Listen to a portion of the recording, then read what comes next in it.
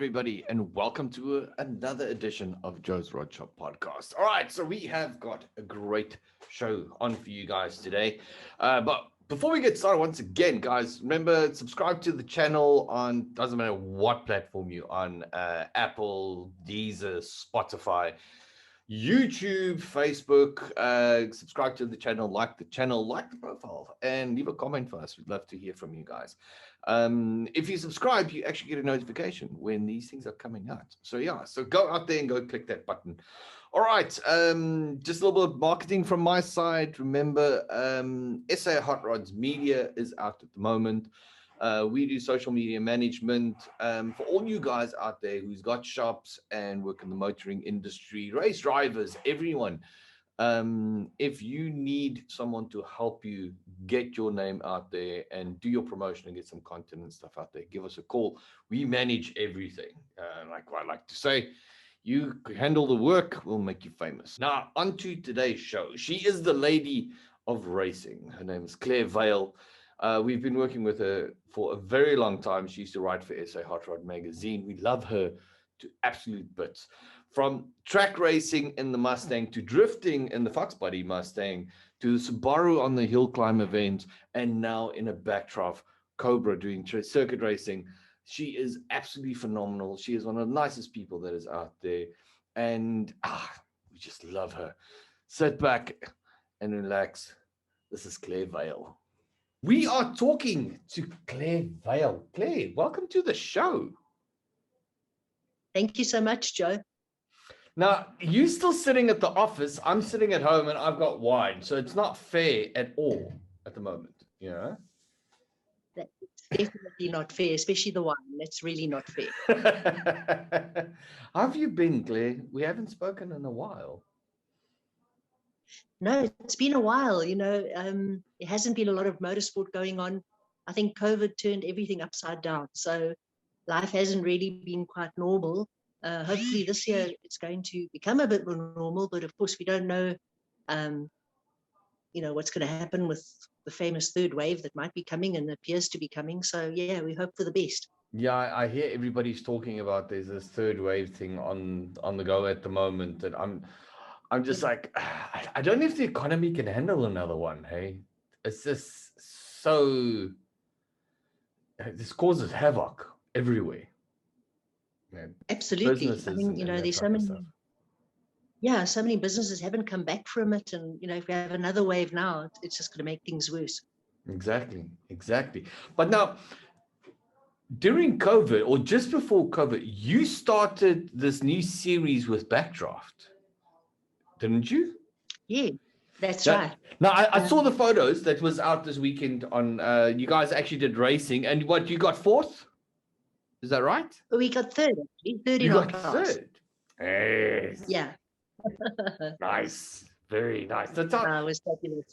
Now, tell us about what, okay, for people that know, what is this Backdraft series? I mean, I saw Tony last year when he just started this. I was at his shop and he started telling me everything. But, I mean, you're racing with him. So tell me more about it. It's actually a fantastic concept, Joe.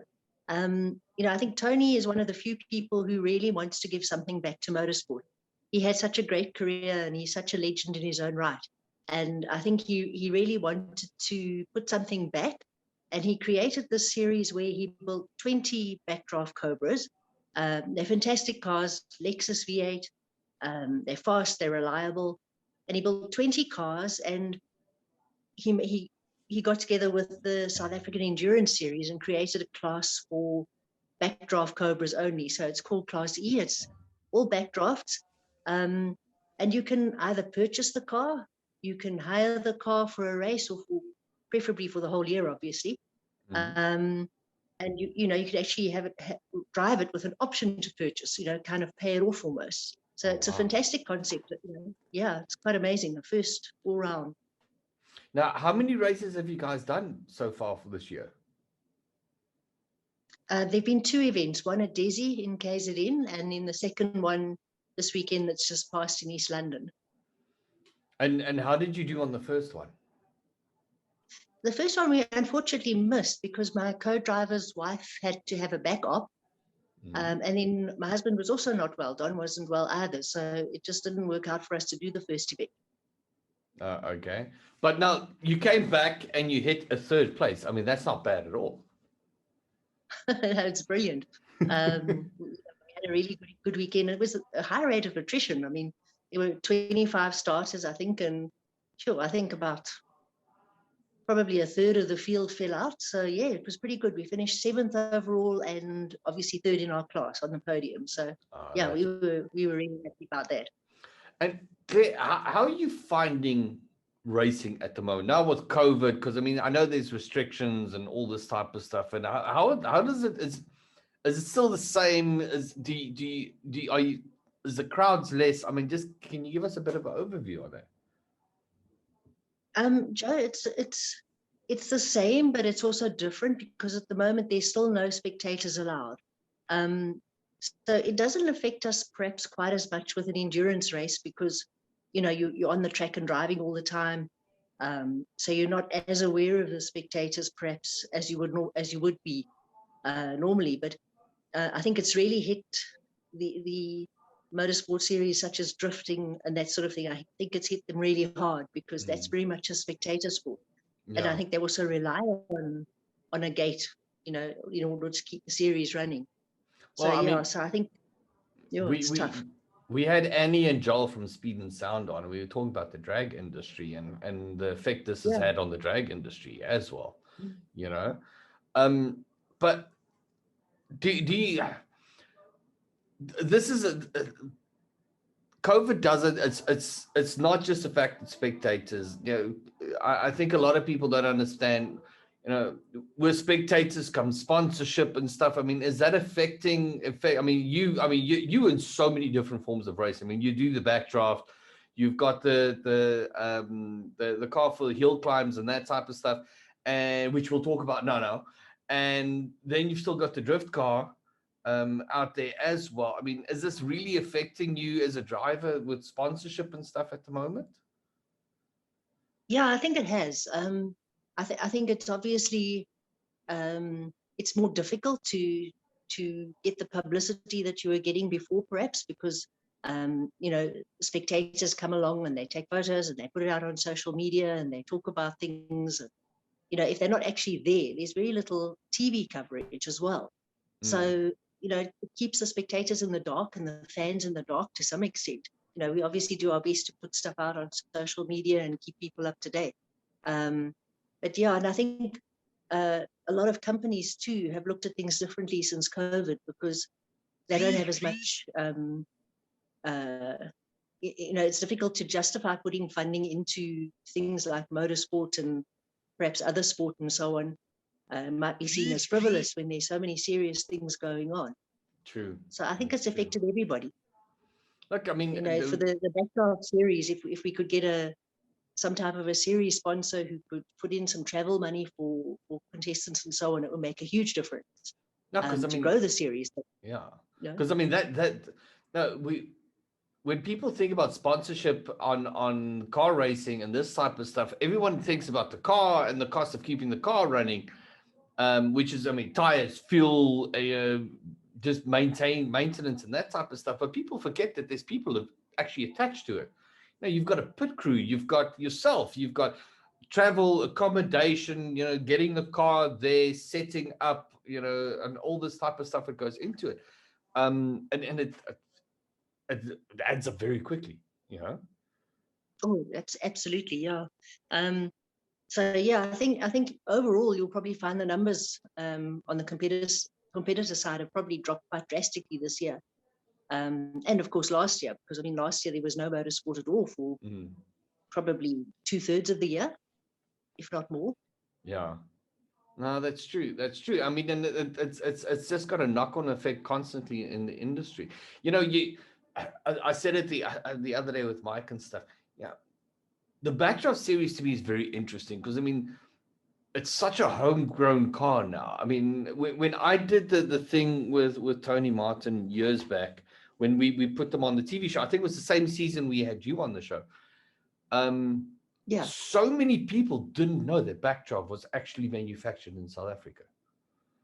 Yeah, and the infrastructure. And yeah, I must say, you want to get like a documentary or something, then there has to be a different way you can get behind a series like that to give more exposure instead of just the normal stuff more than anything else, to create yeah, to absolutely. create the hype around it a little bit more. Yes. I think people perhaps don't realize how much companies like Backdraft actually do for South Africa, because they're not only involved in motorsport, obviously, they're building these fantastic cars which they export all over the world, many of them to the States, for example. And they actually employ a lot of people. Mm. And, Tony's infrastructure is it's huge. it's Absolutely. amazing. It's actually so impressive. I was there last year while I was shooting season 4, and I just popped in to say hi with my friend Brett and stuff because I was in the area. I mean, he's added another level. I mean, he's trying to get production. He Yeah. needs to get double up on production and all this type of stuff. It was just absolutely crazy. What comes out Yeah. of that little space and the amount of cars that he's producing at the moment is absolutely phenomenal. No, it is phenomenal. And what the things that matter to me that are quite important are, for example, the number of women he employs. His Yes. chief, I don't know if you met his Mama chief Chessie. welding lady. Yeah, Oh, I you know, met Mama Chessie. Yes, I was completely got that wow, she can weld.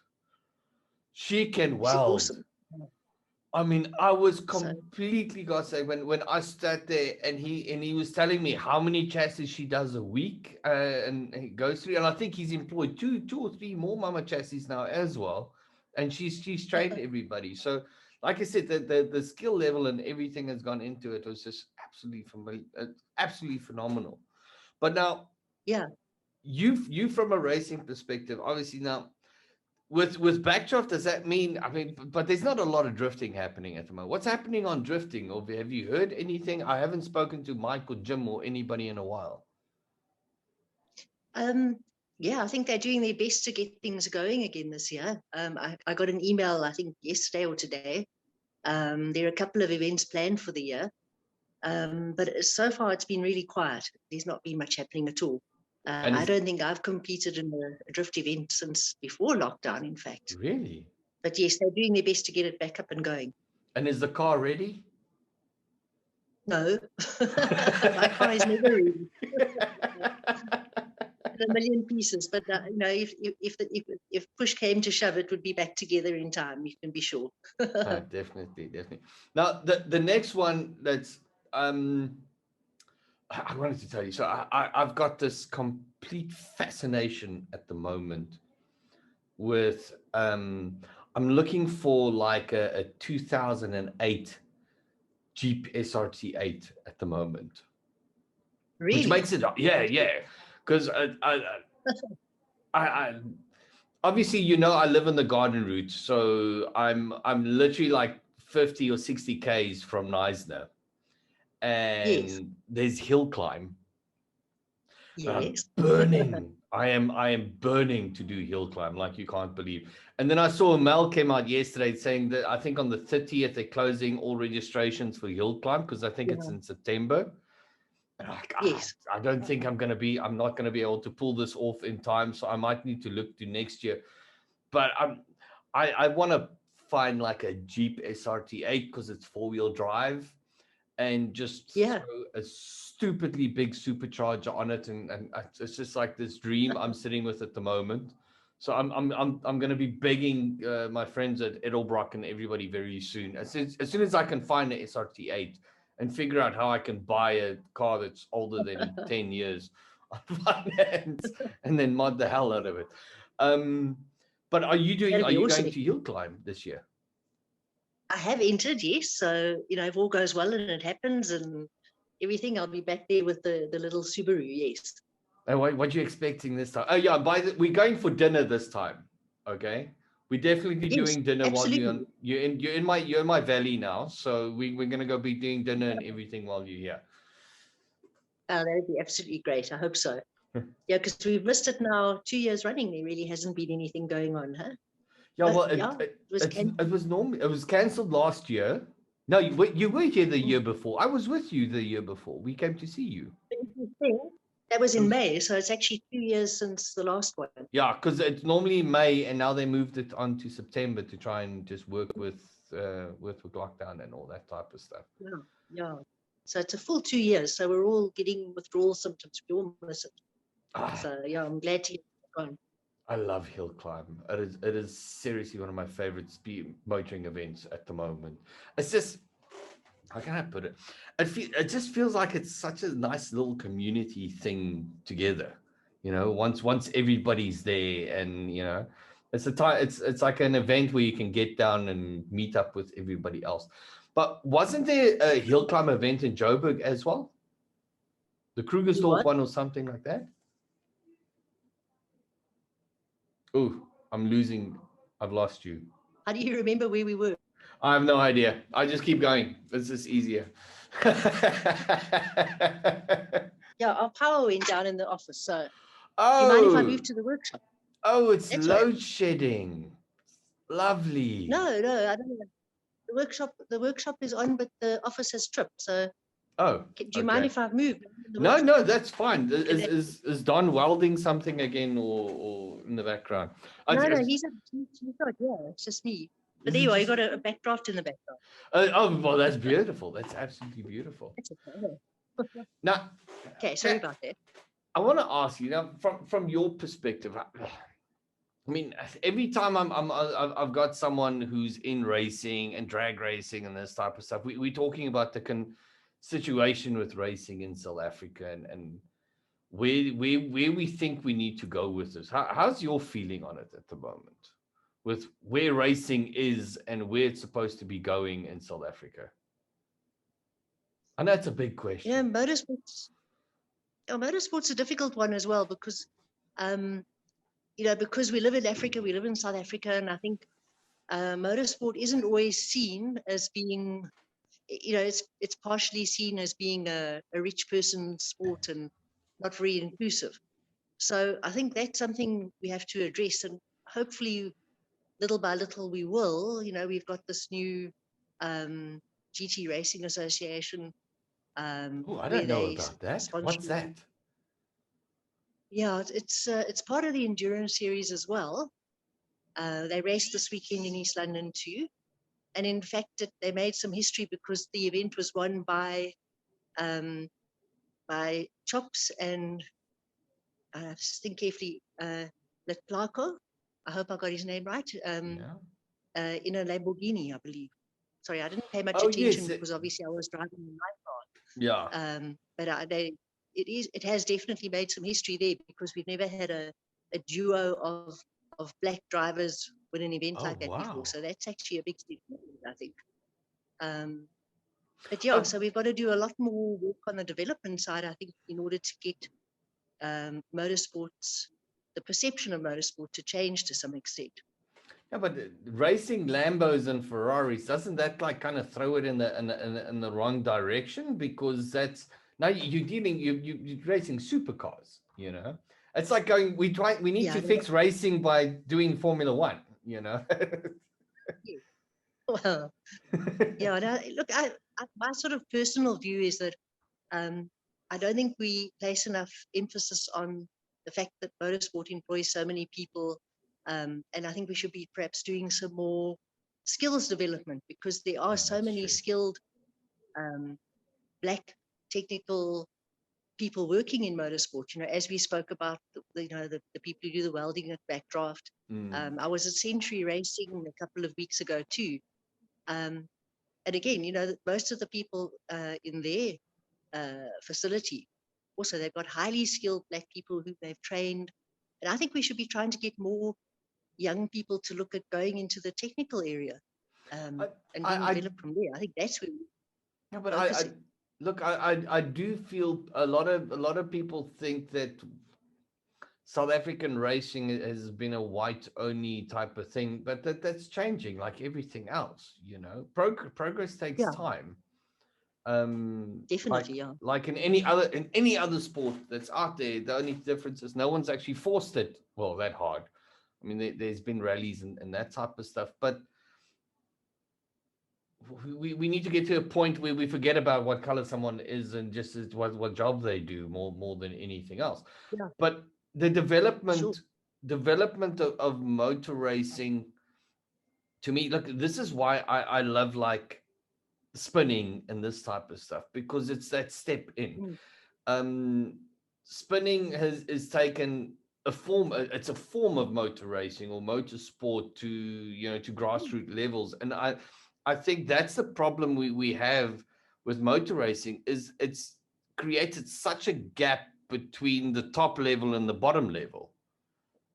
There's Yes. no, there's nothing in between anymore. Yeah. People Yeah, it's very true, yeah. they can't comprehend the whole thing. I don't know. Look, I said, I could be talking completely out of my ass at the moment. But I feel like like I said, there should be changes, especially. I mean, we were talking last week with Andy and Joel about drag racing and circuit racing. Drag racing has a much bigger spectator infrastructure, but circuit racing gets more funding. And I did make the comment, but it's also involved with the people that's involved in circuit racing. So you've got a lot of big corporates and CEOs and this type of stuff that's involved in circuit racing. And obviously, if they're there, that's where sponsorships is going to be, because I don't want to say part of the decision makers, but they at least have an influence towards it, which it doesn't. I don't think that helps us in the process, though. No, I don't think so. I think you're probably right that there are quite a lot of CEOs and people like that who are involved, but I don't think it necessarily follows that they'll bring money. Obviously they're going to fund their own racing and so on, but I don't necessarily think that means they're going to send their corporate money into motorsport. Unfortunately, I wish they would, but no. Exactly. I also wish they would. But it's sad we've lost so many great sponsors like Westbank and Sasol and so many people over the years who've been really strong in motorsport. There's so few of those sort of sponsors left. Well, I mean, I got really angry a few years ago. I mean, I used to work with Castrol, and Castrol was huge in motorsport. I mean, if you remember, like the Castrol motor shows and all the Castrol stuff, and then they went to soccer, and you're like, the heritage is gone. And my question sits is like, where is NGK and where's Champion and where's all these big motoring brands? And there was always talking about how they develop. I mean, let me turn it around. So I deal with like Woolwood in the US and this type of stuff, and they look at racing and they go, that's where we develop our product. We learn more out of one race about our product than we learn, and years and just R&D sitting there, because the conditions is there, and you putting you're putting your products to completely to the max. And then you sit in South Africa and it's like the US and those countries are doing the testing, and then it comes to South Africa and it's like, nah, it's just, they're not there anymore. That's very true. Speaking of sponsors, I need Tangle Tree. I need more wine. So if anyone knows anyone from Tangle Tree, sorry. Yeah. Everyone's going to start calling this Joe's Booze Show. So anyway. But anyway, you were saying? No, I think also one of the things, certainly with some of the European sponsors and so on, is motorsport that isn't heading in the direction of electric and so on. I think it's become a bit of a negative thing as far as climate change and that sort of thing goes. But the change is still going to take a while. I mean, look, Ford this launched this week. They launched that electric pickup, which looks like it's absolutely phenomenal. But as much as the conversation is going through, it's still going to take a while to get to South Africa. Yeah. So Yeah, yes. What's next for you? And where are you guys going now? What's your plans? Look, I think we're pretty happy with the Backcraft series at the moment because we're getting an awful lot of seat time and a lot of track time for a reasonable amount of money. And the cars are so much fun. You know, they're fast, they're easy to drive, but they're also nice and basic. You know, there's no ABS, there's no fancy stuff. They're real driver's cars. You know, you actually have to drive them. They're quite old school in that way. So I'm definitely going to carry on with that. Sure, but we'll see what happens with the drifting. At the moment, as I say, drifting is a little bit in the doldrums. We'll see what happens there. And you know, really, I've always had a bit of a lust to go and play in the dirt a bit. You know, a few years ago, I went for a ride at Bradley Star and drove one of the Nissan Navara off-road trucks. So, and that really stuck in my mind. That was pretty awesome. I saw that truck you went for a drive in the other day. Yeah, that one I didn't drive. That was the Century buggy. That one I was a passenger. And that is insane. That thing is so cool. It's phenomenal. Hey, you know, that's another company that's building world-class vehicles right here in South Africa and exporting them, and you know, something to be proud of. I need to go see them and meet and find out more about that. And obviously so basically I want to use an excuse so I can go for a drive in one, you know. I did It's awesome what they're doing. A few years ago, when Roush launched the Roush Ranger in South Africa, I was with Jack Roush Jr. and them, and we were in, man, what is that place called? It's there out in close to Pretoria. It's where the testing grounds for racing. Gerotech. Yes, I was at Gerotech. Probably Gerotech. And Grant, who heads up Roush for South Africa, because I had to get to the airport, and Grant says to me, he's like, Joe, I've got something really special for you. So you can't go yet. You know, you have to go do something first before you can go get on the plane. So I'm like, oh, okay, cool. And the next thing, they drive us at Gerotech into the bush. And there is these two off-road, it's like Dakar Rangers with coyotes in it. Uh-huh. And Grant's like, I think I was like the first or the second guy that gets strapped into this thing so I could go for I have never laughed so much in my life. I don't know if I'm too stupid to actually feel fear and this type of stuff, but hitting the dirt track and jumping off rocks with that thing was the best thing ever. I'm like, I could do this for a living. It was absolutely cool. No, they are fantastic. Oh. Now, tell me about this truck that you drove. What is that? So that's manufactured in South Africa for export.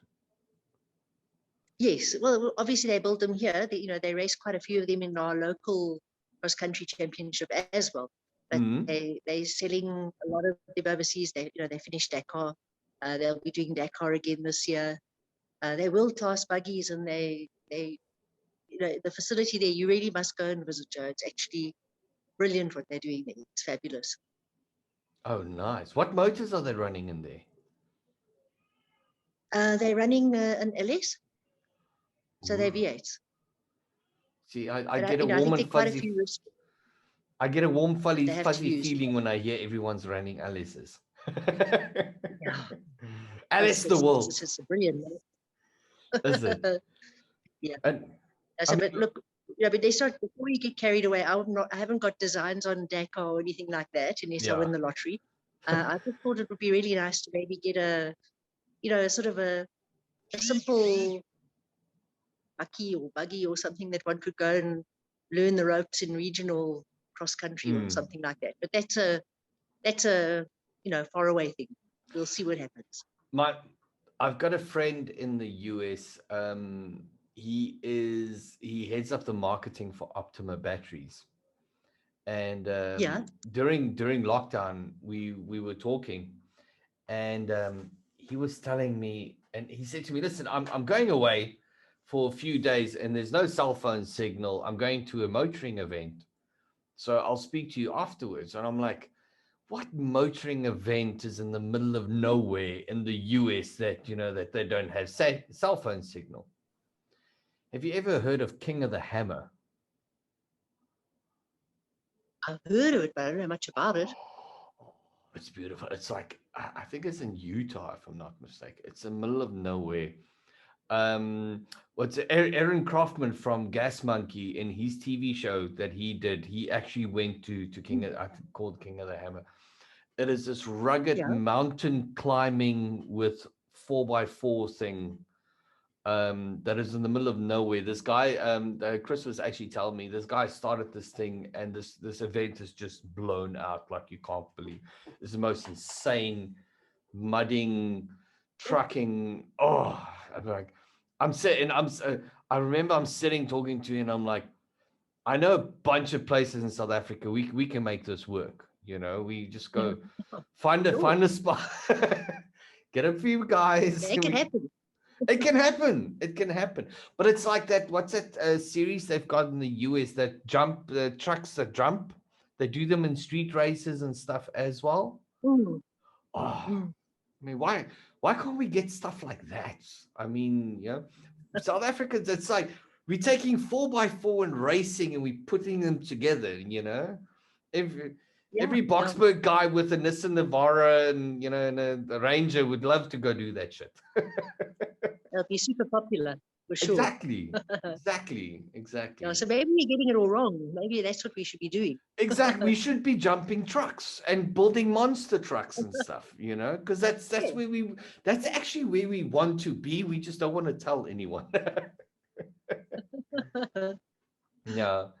But Claire, I've shown. I know we've had some issues with recording and that type of stuff, but it's great to have you on the show. And it's great to talk to you. Yeah, it's wonderful. Thank you so much. I mean, you've had such amazing people on the show. You've interviewed some absolutely phenomenal people. It's been so interesting to watch. Oh, thank you so much. Yeah, I was saying but I said this to Annie and them as well. It's amazing how. I'm fighting for South Africans. I mean, I'm going to send Tony Martin a message because I need Tony on the show. He's probably going to tell me to piss off, but I'm going to ask Tony to get on the show because I know how much he was fighting me when I did the TV show with him, with having him on there. But I want to get more. I want to get a few race legends and stuff on the show as well. But to me, it's been easier to find like a lot of US guys to be on the show. It's been way harder to find South Africans on the show. And I think they're much why. more open to this sort of thing. I mean,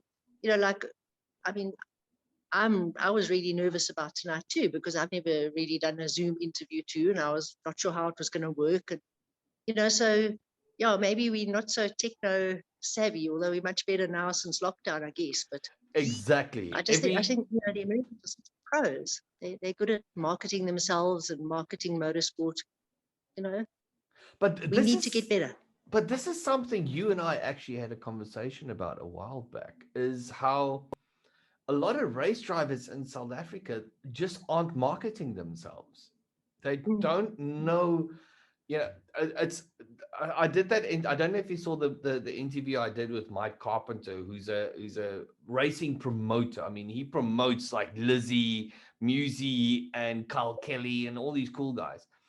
And he was saying, and we were saying, it's weird how you can get someone who completely sucks at racing, but he knows how to promote himself, and he can get great sponsorship and everything because he's got this massive following. But the great racing people that are out there, they struggle with the promotional part of the racing, because that's the big thing, to get sponsors. Sponsors is about numbers. I mean, you know this. You've had to deal with a lot of sponsors. The first thing they want to know is what you're following, because people have to understand that for a brand to sit behind you, it's not just about what they're doing for you as Claire, but what is Claire doing for us? What's Claire doing for our brand? Definitely. Does it? And it comes down to rand and cents. Does putting money behind that person going to relate back in us making money, selling our product and getting our product out there. Those two are that's like a line between the two. And I No, mean, definitely. maybe a big step that a lot of race drivers need to look at is that gap between them and their fans, and how to close the gap between the fans. Because I mean, we were saying Mm. like and it was hill climb was a big way where you've got all the race drivers and everybody on one side, and you had the spectators on the other side, and it's only a VIP thing that can get across. Yeah. And Mm. I was saying how, when Monster Jam and those guys were here, they take time with fans. They actually build in a session where they go and they've got their T-shirts and their merchandise and posters, and they just sign things. Because like you, I mean, there's a lot of girls out there that want to meet you because you're Yeah. inspiration to them. And I think that's a form that racing needs to start looking at, is how do we start promoting our races again? Yeah, very much so. As the problem at the moment is, of course, not having spectators. So everything you do, if you're interacting with fans and people and so on, everything's kind of at arm's length or through social media. So yeah, it's quite difficult because most races, like me and most of the other races out there, we're not full-time racers. We've all got day jobs and run businesses and so on. And, doing serious social media is quite a commitment. It takes time. It takes, it's a two-way thing. People respond, and then you need to be interactive. So that, it's also a bit of a challenge in that way. For a lot of people, they just perhaps don't have the time or the inclination to put the hours in on social media that you actually need to do to make contact with people and interact with people and, show them that you care. It's important.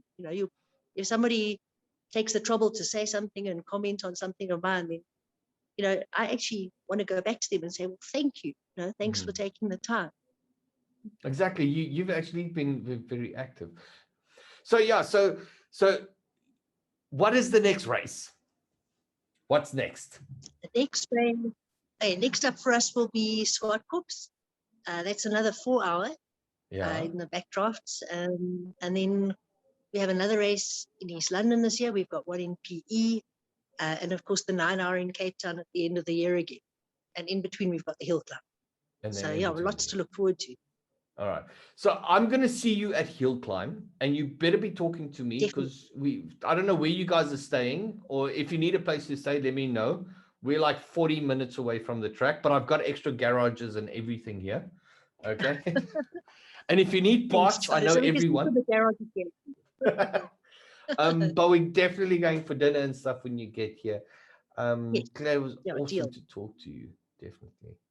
And we need to get some articles from you again at some other point. I'm sure people want to hear from you again. We don't print them anymore, but SA Hot Rods Media, my page, does extremely well. So let's get some stories out. Fantastic. Now, I miss the writing. I'd love to do that. Thank you. Yes, definitely. Let's get out and let's get promoting and stuff again. All right. Okay. You go home now. No, I think I'm on. Thank you so much. Thank you so much. Lovely talking to you.